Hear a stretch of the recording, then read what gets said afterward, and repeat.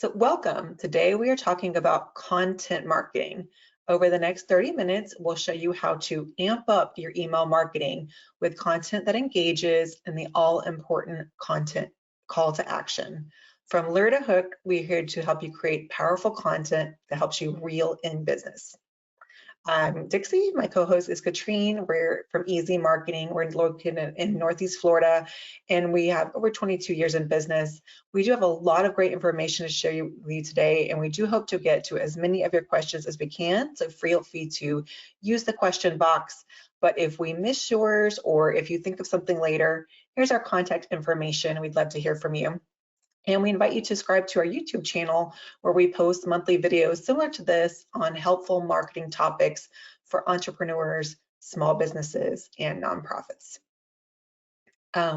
Again, we are located in Northeast Florida, and what we specialize in is email marketing, of course, website design, social media management, and graphic design. So please let us know if we can help you with any of those needs. So today we're talking about email marketing and specifically the content of those emails. And for many of you, you told us that writing emails feels like a very daunting task. You have a business to run, right? We often hear that people don't know what to send or feel that it takes too long to write their emails. Maybe they don't feel confident in their writing skills or just aren't sure how to get people to open and click.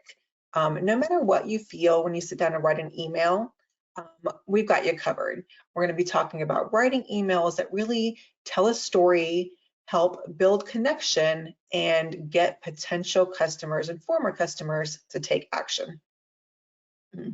So today we're going to talk about value-based content, what to say and how to say it, and then designing a call to action that gets results. So to get results from your email marketing, you really have to think about the value of the content in your emails. So let's take a quick look at a couple stats. Gaining a new customer can be 5 to 25 times more expensive than retaining the existing customers that you already have. Plus, 47% of buyers are going to review 3 to 5 pieces of content before deciding to engage and take the next step. And 84% of customers are more likely to take action based on a recommendation. In previous workshops, we've talked about the effectiveness of email marketing and how it has the highest return on investment of all marketing channels. With the ability to target your audience and reach them directly in their inbox, it allows you to drive leads, conversions, and build relationships that lead to loyalty. But the more helpful your content is to your existing customers, the more likely that they are to do business with you again and to recommend you to friends. The real value of email content is that it gives your audience the opportunity to get to know, like, and trust you over time. And people do business with people that they know, like, and trust. Now, creating content may seem like a challenge, but it doesn't have to be. Let's look at some of the different types of content that can help you grow your business. So the type you're probably most familiar with is promotional content. There are lots of different clever ways to package it. Your email could be a new product announcement, a limited time offer, or some kind of discount, sale, or coupon. For nonprofits, it could be an event registration, a sponsorship opportunity, or a donation drive. Whatever the flavor, promotional emails want something from the reader. And there's definitely a time and place from that. After all, your business has something valuable to offer. And if someone is on your email distribution list, it means they have given you their email and expressed an interest in hearing from you. These hard sell emails are essential because they drive revenue. But if you're sending too many or too often when nothing else of value, that can damage your brand and inevitably lead to people unsubscribing or potentially even flagging you as spam. We say we want you to give more than you ask for. No one likes to be sold to all the time. So for maximum effectiveness, you want an email strategy that includes a variety of emails that help you build relationships. And like we were talking about earlier, staying top of mind with your audience. We call this the 80-20 principle. Strive to cultivate those relationships Show your expertise and build trust by providing valuable information 80% of the time. And that makes the 20% of the time that you're sending out this promotional content more effective. Basically, you don't want it to be a one-sided relationship. So if 80% of your emails should be value-based content, what is that? What does it look like? Basically, it's helpful content that meets a need or solves a problem for the reader. It's relevant to the audience. It speaks to their interests. The best value-added content enables readers to overcome a challenge or learn something they didn't already know. Think about your audience's struggles and then the benefits of your products or services. Maybe think about a problem that your audience has, and then you provide the steps they need to solve that problem. By providing that information, you build connection and trust with the readers. And you also position yourself as an industry expert and thought leader. After you've done some reflecting on your current content, I urge you to consider some new types of content. Remember, we're striving to keep our value base at about 80%, so odds are you're going to need a lot more ideas. So first, we have original content. So this is any type of information put out by your organization, anything you own. And when I say original, I should clarify that it doesn't have to be original to that email or original to that newsletter campaign. You can definitely and should repackage and share content that you've developed for other things like your website, your blog, your YouTube channel, your social media, whatever content you're putting out in the world. But writing this original content can be very intimidating, but it doesn't have to be because you interact with your customers every day. You know them best, what they want and need. So example here was from one of our clients, Good Grief, who specializes in helping people process grief after the loss of a pet. That's emotionally heavy stuff. But they're also great about balancing that with event photos and content that's lighter and helps the reader on a personal level. If you need content inspiration, our best tip is to go with the most common questions that you get from customers and supporters. That's obviously the things that people want to know and need to hear about. So take your frequently asked questions and put them in an email, maybe one by one. If you're writing a blog for your website to improve SEO, which you should be doing, put a short excerpt of that in your email and then link it back to the website where people can read to learn more. Here, Good Grief has shared a blog that ties into some current events and also offers free obituaries to memorialize those beloved pets. These kind of little spotlights, as we call them, are great little features to add human interest. So tell about one of your employees, maybe brag on some of your recent graduates. Anything behind the scenes is great too. People love a peek behind the curtain. And definitely hit them with lists, guides, and videos. We find that attention spans are very short, so if you can condense a lot of information into one of those easy to digest formats, then you've typically got a real winner. So next we want to talk about curated content. Most small businesses don't have an army of content writers and staff, so it's helpful to round out your content by sharing from others. This is typically news and content from trusted sources. Here we've included a link from an article that's from Constant Contact in our own monthly newsletter. So think about things that are happening in your industry. You probably have some kind of professional association or publication that puts out industry news. Typically, there might be infographics or blog posts. You can also look for influencers and experts in your industry and reshare some of their content. Just take care to share information that A, is from trusted sources, because by recommending this content to your readers, you're sort of vouching for its credibility. And always, of course, give credit back to the original author and link back to that original source. And finally, be sure not to just copy and paste. You want to add a few sentences of your own perspective to the article to let readers know why you think it'd be valuable to them. And finally, some best practices to keep in mind with your content. First, make sure it's visually compelling. Always include a supporting image. A chart or infographic that shares data about the topic is also very helpful. Using stats is a great way to sort of drive home the point. Whenever possible, switch it up and throw a video in there. Not everything has to be written content, and a video is always going to be more engaging to the audience. And Katrina, I know you have a lot of experience with using video and email. Do you have any tips for our audience? Yeah, so especially if you have a little clip, for example, with a testimonial or an invitation or showing something, you can simply use a cell phone. Just remember to keep the cell phone in this direction when you do the film, and then you put it on YouTube. To set up your own YouTube channel is free, and for these things, you usually don't have it displayed so people can go in and look at it in your channel. You can actually save it and just take a link to it, even though it's not showing in a list. That's great. And you don't need a fancy setup, just some decent lighting, a good mic, and either a webcam or a smartphone. Be sure to include a soft call to action. So this is probably not the time for the hard sales pitch, but you do want to provide a link to your website where they can learn more or buy, and a phone number to call if they have questions or need support. Our last tip is to make it easy for people to share.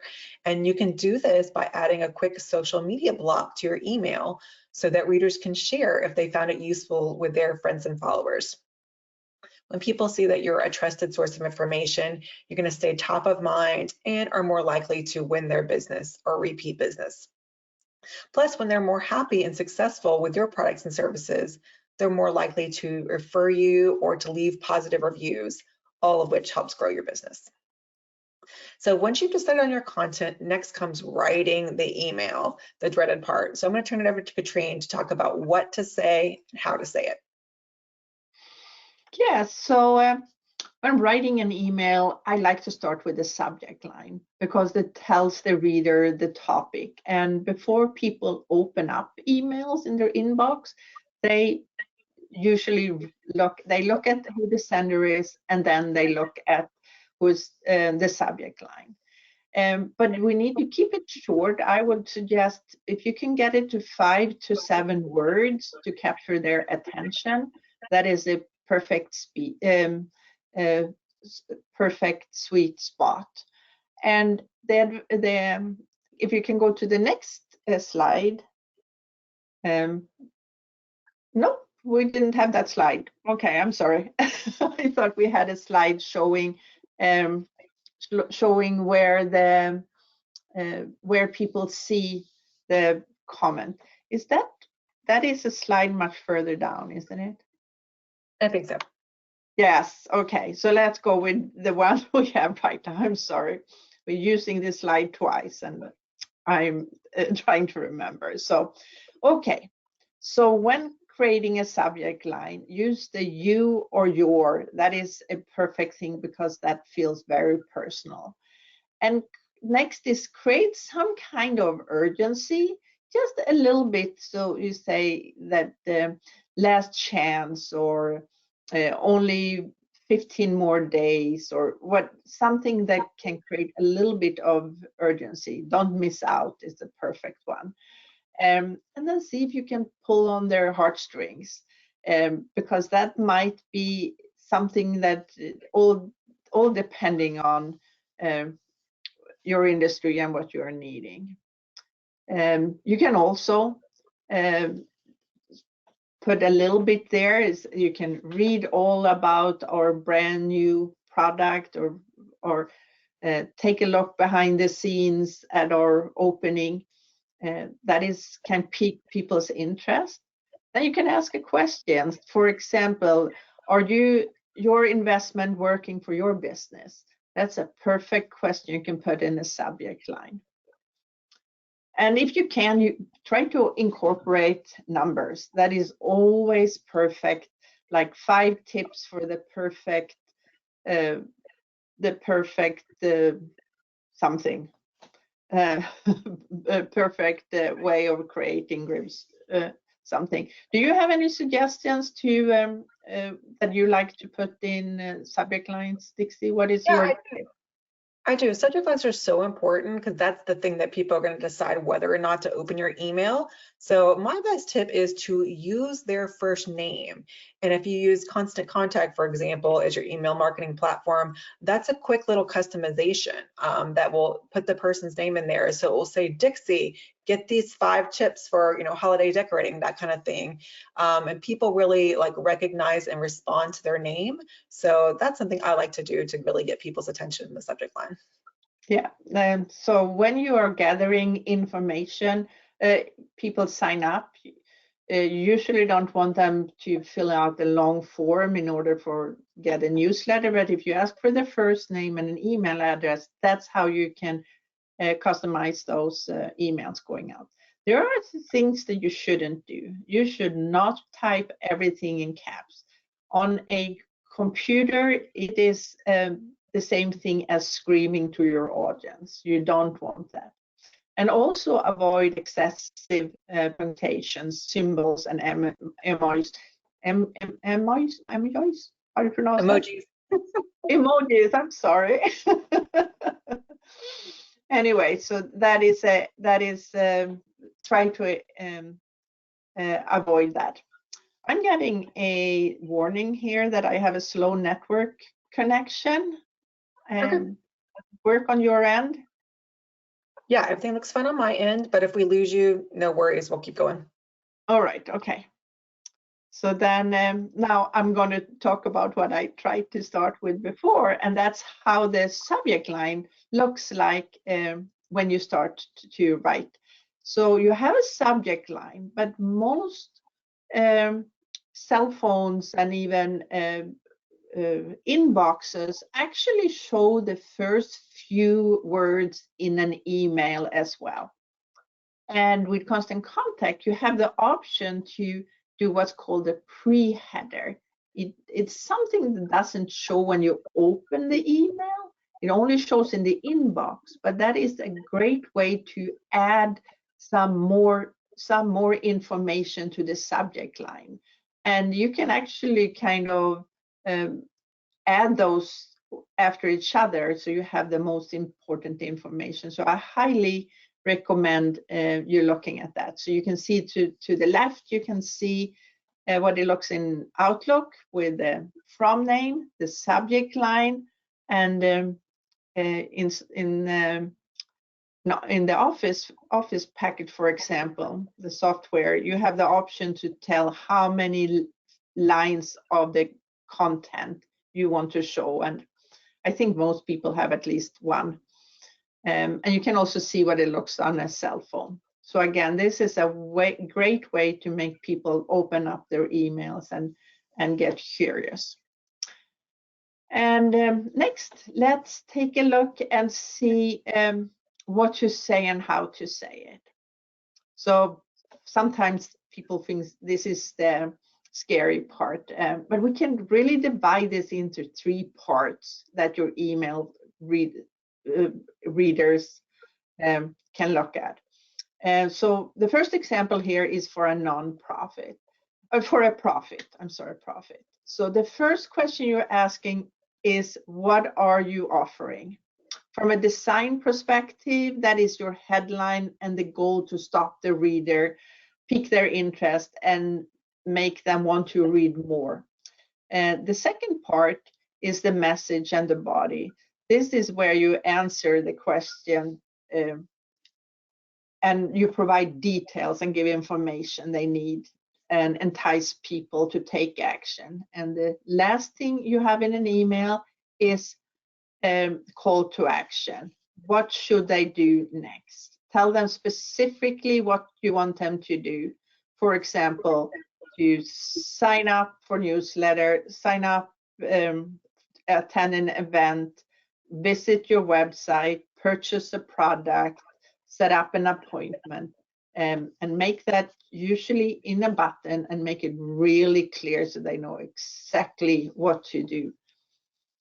The next example we have here is a nonprofit, and for them, the first part is, what are you as an organization trying to accomplish, and especially in the essence of this email. And then the message body is why the reader care. This is where you want to elaborate the problem and provide detail to explain why this matters to your readers. And then at the end, you have the call to action, how the reader can get involved. And of course, it depends on what the message is. It could be a donate now. It could be a come out and volunteer at an event, or it could be, we are looking for board members, like tell me more about being a board member. So there are a lot of ways to put the call to action in clear words. And now the thing, how long should an email be? If you don't like to write, I don't like to write. The good thing is people don't want to read a lot. So keep it really short. If you keep it under 20 lines of text, 200 words, those are the emails that get highest click rate, and the click rate is the call to action. And my way of, since I'm not a good writer and I'm, English is my second language, I put the sentences down to what I want to say, and then I read it over and I remove words and I rewrite sentence to keep it short and sweet and easy to read and understand. So if I can get down to 200 words, that is perfect. And then the way we put up an email is really, we have a picture up the top. You have the logo first, of course. Then you have a picture. Then you have the paragraphs we just discussed about the content, and then the call to action. Those are the 3 sections of an email. And if you put that together, you have a perfect email to send out. Thank you, Katrine. The last bit we want to cover is perhaps the most important, and that is the call to action. So the call to action, or CTA, is the part of your email that drives the reader to take action, whether that's to sign up, volunteer, make an appointment, or make a purchase. Your call to action is the thing that's going to help you reach your goals. Every email should include one call to action, even if it's as simple as driving people to your website to find more information, to read your blog, or simply to see your list of products and services. In your email, you're going to want to include a button with actionable words that link directly to where people can do that action on your website. There are probably a million different calls to actions you could have, different ways to approach them. So let's take a look at a few different examples based on goals that you might have. So the examples I'm going to share are going to be the text that goes on the button. So if you want people to make a purchase and get involved in your organization, your call to action might be order yours today or schedule a consultation. An example like this, you could link directly to your online scheduling tool or direct them to the page where they can buy your product or service. Your call to action can be as simple as you want, or you can get creative. Again, just let people know what it is that you want them to do. The next set of CTA examples are great if you're going to give your audience some kind of deal. So you might have a button that says save now or claim your coupon. Even something that goes along with a holiday, like unwrap your special surprise. Think about pairing your call to action with a coupon in your email, and of course with the limitations and exclusions. For anything like this, you want to link them directly to the specific page on your website where they can take advantage of that offer or make their reservation or whatever the case may be. The next set of examples are if you want to grow your social reach and promote your social media channels.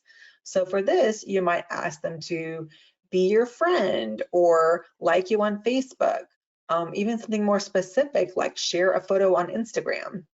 In that example, maybe you're having a contest on Instagram and want people to share favorite photos from your menu or something like that. And so that link is going to take you directly to the Instagram page. And then this last one is about event registrations. So of course, it could be something as simple as register now, or you could get something more creative and have a button that says, count me in, or save my spot, or don't miss this event. So in this example, you could use the RSVP block in Constant Contact that allows users to respond with their specific, either I'll be there, maybe, or I can't make it.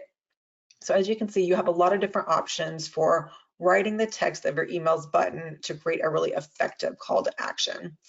And I just want to add in there that, yes, in the emails you have that short respond, but you also have a full section. One of the services Constant Contact has is event registration, which is, you can even charge in here. So it's a big section that you can add to your services and set up. Absolutely. I love that they have those kind of integrations. Another common goal for emails is to gather feedback and reviews. So in that case, your call to action might be, tell us how we did, or have 5 minutes, leave us a review.